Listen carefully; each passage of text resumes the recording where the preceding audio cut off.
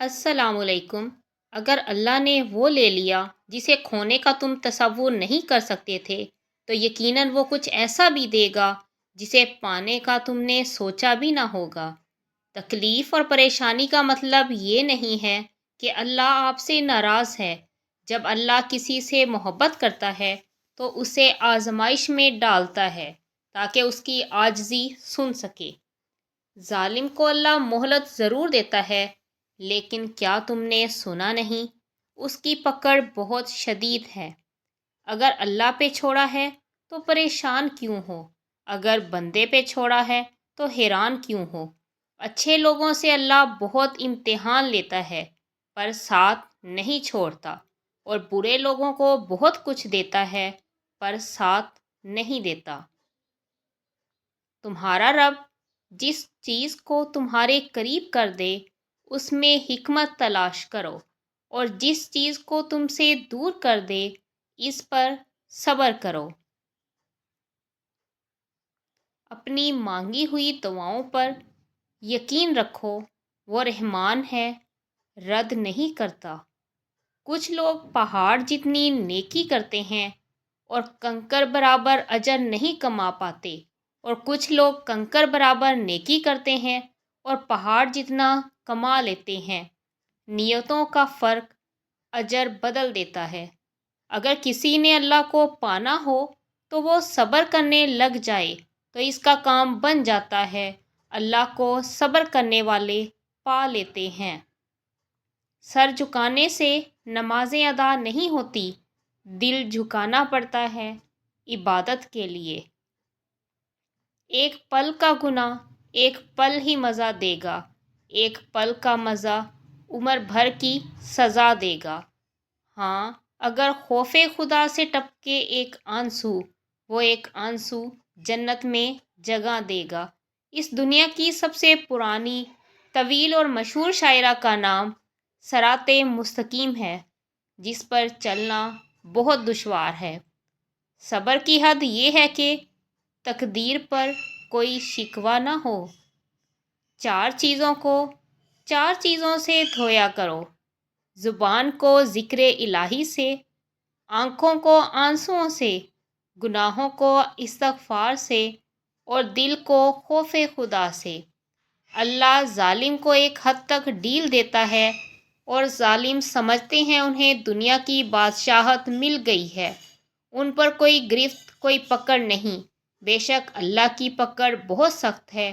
تم جانتے ہی کب ہو کہ اللہ کی لاٹھی بے آواز ہوتی ہے؟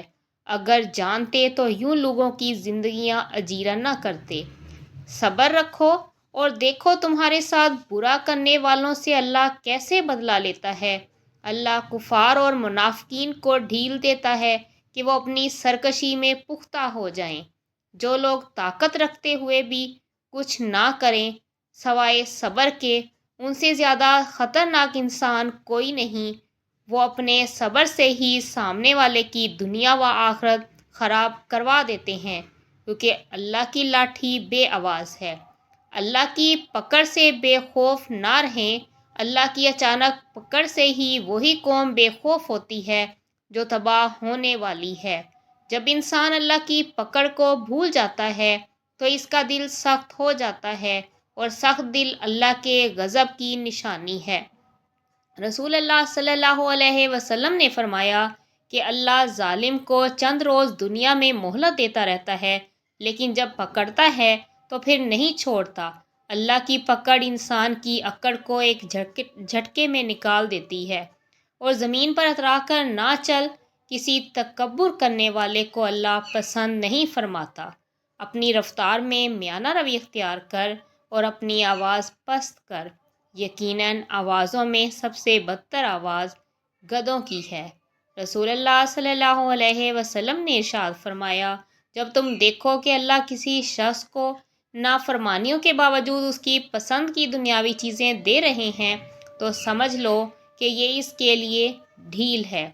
راستے اور انصاف اللہ تعالیٰ کے نزدیک قربانی کرنے سے زیادہ پسندیدہ ہیں۔ اپنے آپ کو ایسا بنائیں کہ آپ اللہ کو پسند آ جائیں۔ جب اللہ کو پسند آ گئے تو لوگوں کو خود بخود پسند آ جائیں گے۔ جو آنسو اللہ کی یاد میں نکلیں وہ اللہ کو بہت پسند ہیں۔ اللہ کو دل اور زبان کا سخت ہونا ناپسند ہے۔ اسے نرم رکھو، دل محبت سے نرم ہوگا اور زبان اخلاق سے۔ انسان کی اتنی اوقات نہیں کہ وہ اللہ کا قرب حاصل کرے۔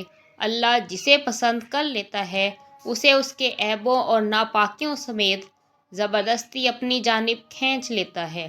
لوگوں کے سامنے مسکراتے رہا کرو اور اللہ کے سامنے رویا کرو، کیونکہ دنیا مسکرانے والوں کو پسند کرتی ہے اور اللہ رونے والوں کو۔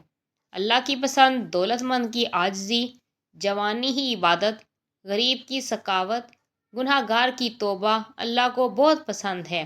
جب اللہ کسی کو پسند کرتا ہے تو اس کی پریشانیاں بڑھا دیتا ہے تاکہ اسے اپنے قریب کر سکے۔ اللہ کو 3 چیزیں بہت پسند ہیں: گرمی کا روزہ، سردی کا وضو